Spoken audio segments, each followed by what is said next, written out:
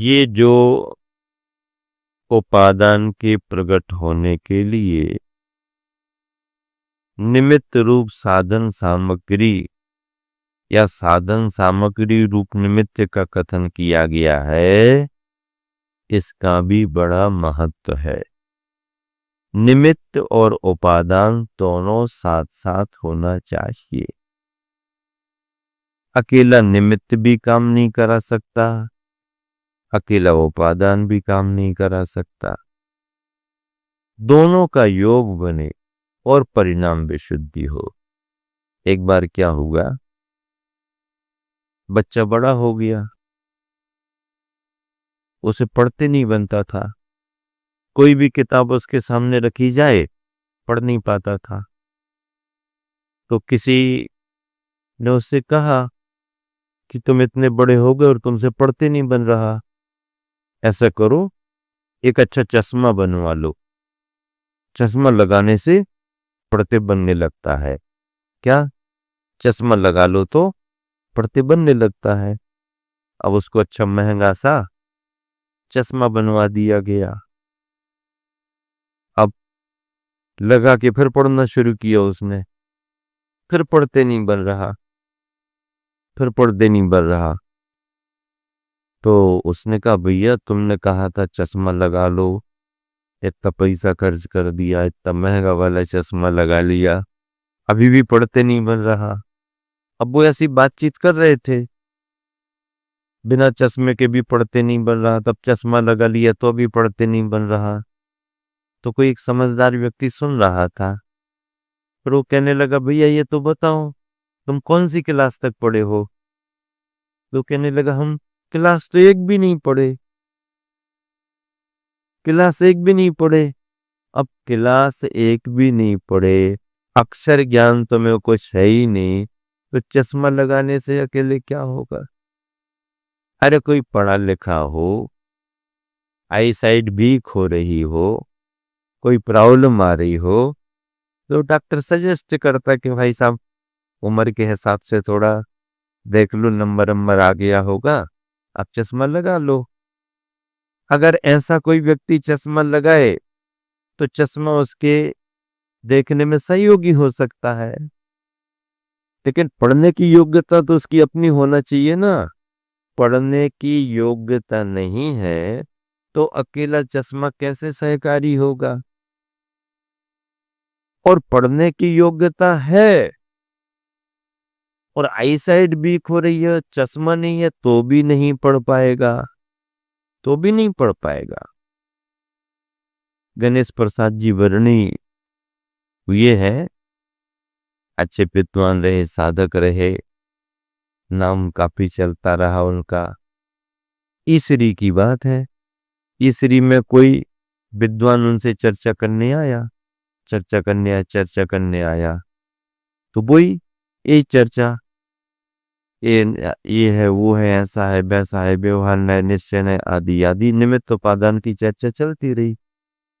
उनका कहना था पंडित जी का, उपादान में अगर योग्यता हो तो निमित्त कुछ भी नहीं करता है ना, उपादान में अगर योग्यता हो तो निमित्त कुछ भी नहीं करता है।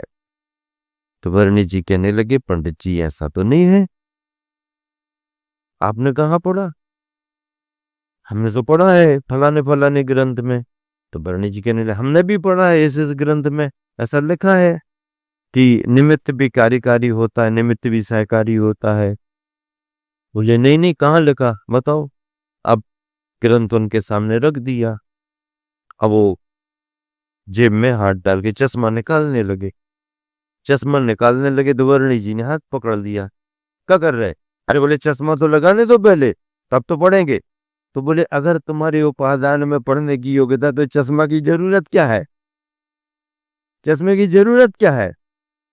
तो जैसे ही वर्णी जी ने कहा तो कहने लगे बाबा जी बात समझ में आ गई, अब हमें पढ़ने की जरूरत नहीं है, बात समझ में आ गई। मतलब ये है कि अपने उपादान में योग्यता है, लेकिन अगर निमित्त नहीं है तो वो प्रकट नहीं हो सकती।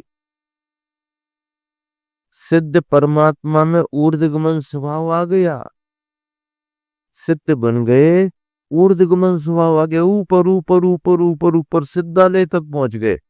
अब सिद्धालय के ऊपर क्यों नहीं जा रहे? क्यों नहीं जा रहे? देखो, ऊर्ध्वगमन स्वभाव आ गया तो चलो और आगे और आगे और आगे। अभी तो आकाश बहुत बड़ा है ना, क्यों नहीं आगे बढ़े? क्योंकि धर्मस्ति काया भावात, धर्म द्रव्य का अभाव हो रहा है। तो धर्म द्रव्य से क्या लेना देना? उपादान तो तुम्हारा प्रकट हो गया, उससे क्या लेना देना? नहीं, उपादान प्रकट होने पर भी जीव के गमन में, गति में धर्म द्रव्य सहायक होता है। धर्म द्रव्य के बगैर कोई जीव गमन नहीं कर सकता। अब बताओ, सिद्ध बन गए हैं और धर्म द्रव्य का अभाव है तो आगे नहीं बढ़ पा रहे। निमित्त का ये प्रभाव है। तो निमित्त और उपादान दोनों में मैत्री होती है, दोनों सहयोगी बनते हैं। जैसे नदी के पानी के बहाव के लिए दोनों किनारे क्या सहयोगी बनते कि नहीं बनते? दोनों किनारे सहयोगी बनते हैं। एक किनारा भी टूट फूट जाए तो पानी यहां वहां बह जाए। दोनों किनारों से, आचार्य ने लिखा है सुनीति शतक में कि नदी के बहाव के लिए दोनों कूल कूल अनुकूल होते हैं। क्या लिखा? कूल अनुकूल होते हैं, प्रतिकूल नहीं होते हैं, अनुकूल होते हैं। तो इसमें जो चर्चा आई है कि अपने योग उपादान कारण के मिलने से जैसे पाषाण विशेष स्वर्ण बन जाता है। अभी तो पाषाण था और उसमें सोना सोना निकालना है तो उसका शोधन करना पड़ेगा, शोधन किया जाता है। आजकल मशीनें भी ऐसी आ गई हैं कि जमीन में कहाँ पर सोना, रेत में सोने के कण अगर पड़े हैं तो मशीन उनको निकाल लेती, ग्रहण कर लेती है। हाँ, आपके शरीर के अंदर कहाँ पर क्या छिपा हुआ है इसको जांचने के लिए भी मशीनें आ गई हैं। छुपा करके कुछ ले तो नहीं जा रहे हो, मशीन लगा करके चेक कर लेते हैं। अगर कुछ है तो किट किट किट अलग आवाज आने लगेगी, मतलब यहाँ पर संदेह है, देख लो, चेक कर लो। ऐसा लोग करते ना, धोखाधड़ी करने वाले करते हैं। रुपए भी अगर कहीं छिपा करके रखे हों तो भी दीवार पर लगाते लगाते कुछ मशीनें वगैरह ऐसी है कि नहीं है? नहीं है? है, कुछ अंदाज लग जाएगा कि यहाँ पर है। नोट गिनने की मशीनें भी हैं। कहाँ तक गिनेंगे हम, कितने गिनेंगे? अब देखो, वो जस्टिस वर्मा के या बंगले में कितना निकला, जला दिया। बताओ, जला दिया ताकि प्रूफ ना मिल पाए। लेकिन केस तो बन रहा है, बनना भी चाहिए। क्या बात हो गई? आप तो कोई बड़ी पोस्ट पर हो, अधिकारी, उससे क्या मतलब? नागरिक तो हो ना, नागरिक हो तो नागरिक के नाते अगर कोई चीज ऐसी आती है तो उसमें चलना चाहिए। अब ठीक है, बड़े लोगों के नियम कानून कायदे अलग रहते हैं तो उनको अलग तरीके से होगा, लेकिन ऐसा तो ये सब चीजें, सोना कहाँ पर है, रुपए कहाँ पर है, कहाँ पर क्या है, मशीनें सब पकड़ देती हैं। अब चीरा फाड़ी किए बगैर भी मशीन ऊपर से आपके अंदर शरीर में कहाँ पर क्या है वो सब स्कैन कर लेते, पूरा का पूरा स्कैन हो जाता है सब।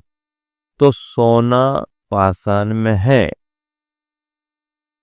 शुद्ध सोना तो अपन देखते हैं, आभूषण देख लेते हैं, उसके बिस्किट देख लो, ये कर लो, सिल्ली गिट्टी कुछ भी देखो।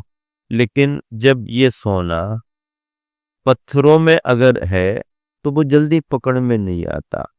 उसके लिए निकालने की प्रोसेस है, विधि है, संशोधन करना पड़ता है, संशोधन करना पड़ता है।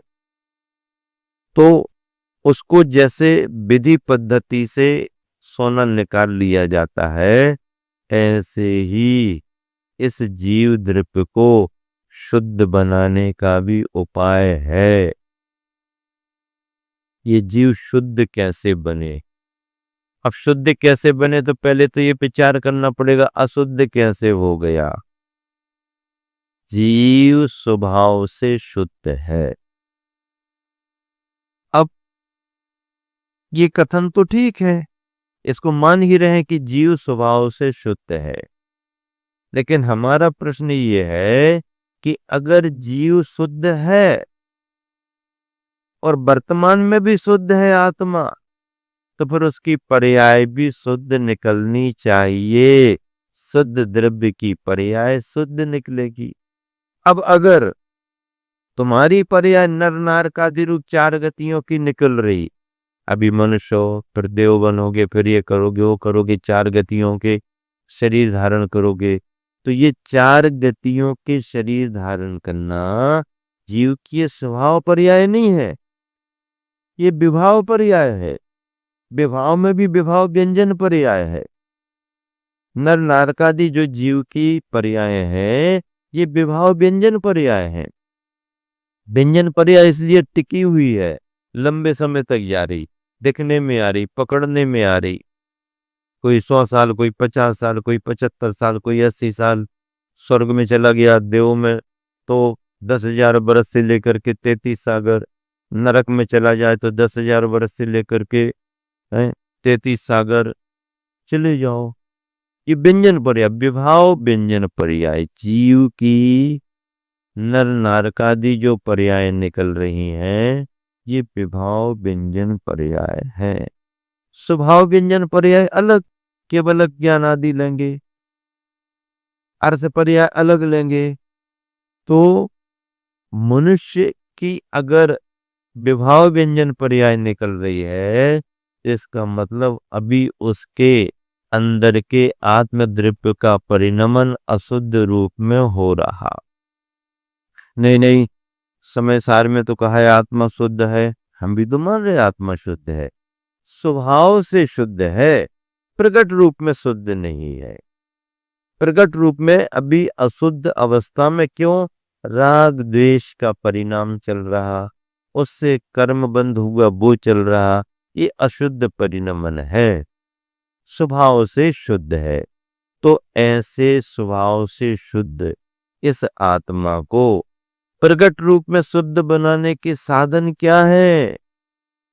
कपड़ा अगर गंदला हो गया तो उसे कैसे शुद्ध करोगे, साफ करोगे? पानी लगाओ, पानी में गीला करो। अभी और इसमें कुछ दिख रहा है, साबुन लगा दो। साबुन पानी लगाया या मशीन में डाला या हाथों से ठीक ठाक किया, मैल निकल गया और कपड़ा शुद्ध हो गया, साफ हो गया। अब कपड़े को तो साबुन पानी से तुम साफ कर सकते हो, आत्मा को साफ करने का कौन सा साबुन, कौन सा पानी, किस कंपनी ने बनाया? आत्मा को शुद्ध करने के लिए कौन सा साबुन पानी? कोई साबुन पानी नहीं। रत्नत्रय का रसायन लाओ। क्या? रत्नत्रय, रत्नत्रय का साबुन पानी होला, बस सफेदी, उजलेपन का राज। क्या? सफेदी उजलेपन का राज, दाम कम चमक ज्यादा। क्या लिखा रहता? दाम कम चमक ज्यादा, उजलेपन का राज, एक बार लगाओ साफ हो जाए। रत्नत्रय का रसायन एक बार किसी भव्यात्मा को मिल गया, और सुनो, तुम्हारा कपड़ा साफ होने के बाद फिर भी गंदला हो सकता है, लेकिन आत्मा एक बार शुद्ध हो गई तो पुनः लौट करके अशुद्ध होने वाली नहीं, लौट करके अशुद्ध होगी ही नहीं। एक बार शुद्ध यानी शुद्ध, एक बार सिद्ध यानी सिद्ध, कुछ परिवर्तन नहीं। शरीर तुम्हारा साफ हो जाए, मैला हो जाए, वस्त्र तुम्हारे साफ हो जाए, मैले हो जाए, सब चलेगा। लेकिन एक बार अंदर की आत्मा शुद्ध हो गई, परमात्मा बन गई, तो फिर लौट करके संसार में आने वाली नहीं। कितना अच्छा लिखा है, स्वर्ण बने पाषाण स्वर्ण का, स्वर्ण पाषाण का स्वर्ण बन गया। स्वर्णकार का हाथ रहा, सुनार ने हाथ लगाया। अगर सुनार हाथ नहीं लगाए तो संशोधन कैसे होगा? अनल मिलन से जली मलिनता, अग्नि का योग मिले तो सारी मलिनता समाप्त हो जाती। समुचित साधन साथ रहा, योग द्रव्य हो, योग क्षेत्र हो, योग भाव के योग मिले, आत्म परमात्म बनता है, भव भव का संयोग तले। आचार्य समंत भद्र स्वामी महाराज ने रत्न करंडक शराबकाचार्य के मंगलाचरण में क्या लिखा? महावीर भगवान की वंदना करते हुए लिखा, नमः श्री वर्धमान निर्धूत कलिल आत्मने, आत्मने कलिल निर्धूतो, कलिलम ज्ञानावरणादि कर्म, कलिल का मतलब है ज्ञानावरणादि कर्म, किट्टिमा कालीमा। इसको वर्धमान स्वामी ने क्या किया था? निर्धूत, धो दिया था। पुराने समय में कपड़ा कैसे धोते थे? नदिया के किनारे जाके, क्या? हाँ, नदिया किनारे मेरा गाँव हो के गुरुवर आ जाना, ऐसा करते ना।